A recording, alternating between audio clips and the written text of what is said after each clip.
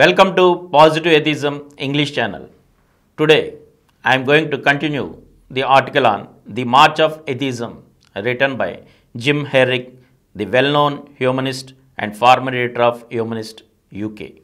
Renaissance. After the decline of ancient Rome came the Christian era, sometimes known not entirely fairly as the Dark Ages. The march of atheism does not always move forward steadily, and the period from 400 to 1400 AD in some ways shows the march of atheism going into reverse. The trumpet and the drums go quiet. But the further development of atheistic humanism came with the Renaissance in Europe. Some of the ideas from the ancient world were revived partly through the transition of Arab thought. In art, literature, and science, there was a great emphasis on the human rather than the otherworldly. There was also a transition to the idea that the human community which you inhabited was where the importance of life could be found. The Italian educationalist D. Filtreve wrote, "Not everyone is called to be a lawyer, a physician, a philosopher, to live in the public eye, nor has everyone outstanding gifts of natural capacity, but all of us are created for the life of social duty. All are responsible for the personal influence which goes forth from us." The positive attitude went side by side with the development of agnosticism, deism, and atheism.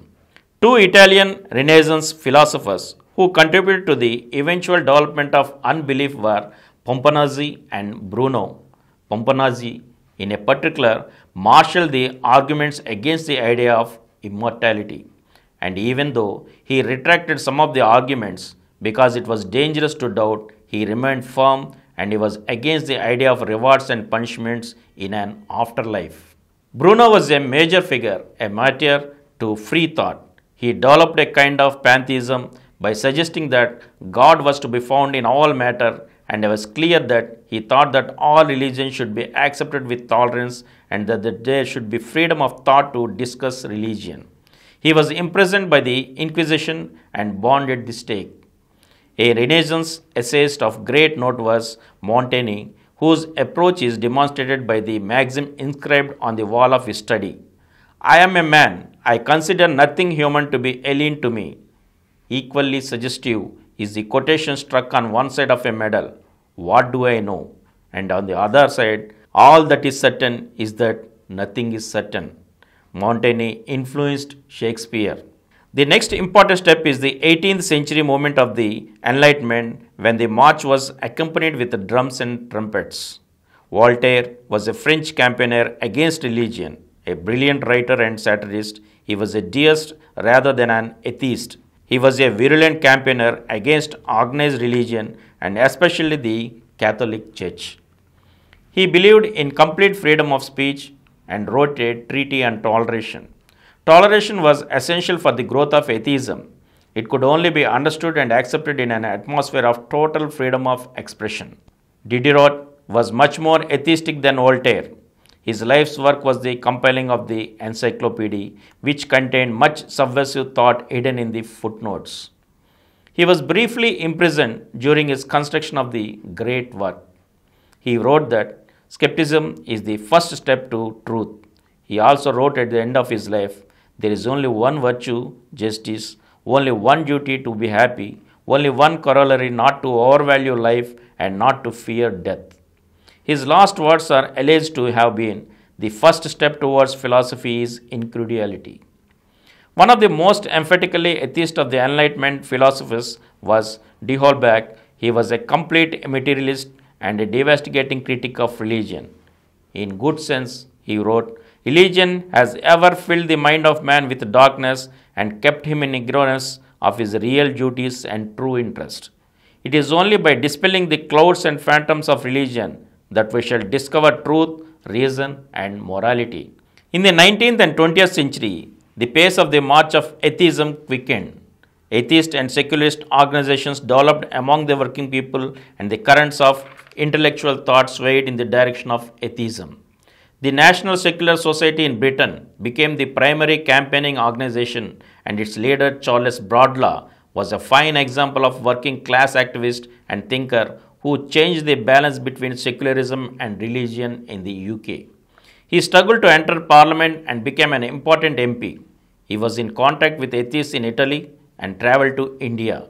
He believed that religion would slowly wither away and die, the final arrival of March of Atheism. He wrote, "No religion is suddenly rejected by any people. It is rather gradually outgrown. None sees a religion die. Dead religions are like dead languages and absolute customs. The decay is long and like the glacier march is perceptible only to the careful watcher by comparisons extending over long periods." The currents of ideas moved in the direction of atheism and criticism of religion. The development of science and the scientific approach, of course, gave impetus to the march of atheism. Marx and Freud gave serious attention to the arguments for atheism and were themselves rationalists. Darwin, by his theory of evolution, changed people's beliefs about their origins. It was no longer necessary to posit a God as the cause of human development.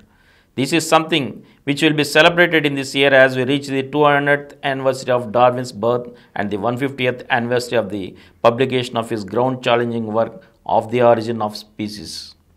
The philosopher John Stuart Mill put forward the arguments for liberty of thought, a necessary starting point for the development of atheism.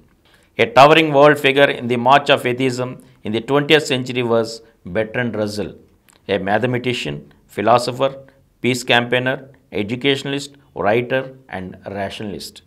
He lived through much of the 20th century, a century in which the march of atheism seemed to have reached its apogee. I do not describe the 20th century development here, which will be well known to you, of which Gora was a part. And from here, we shall continue in the next episode again. Thank you.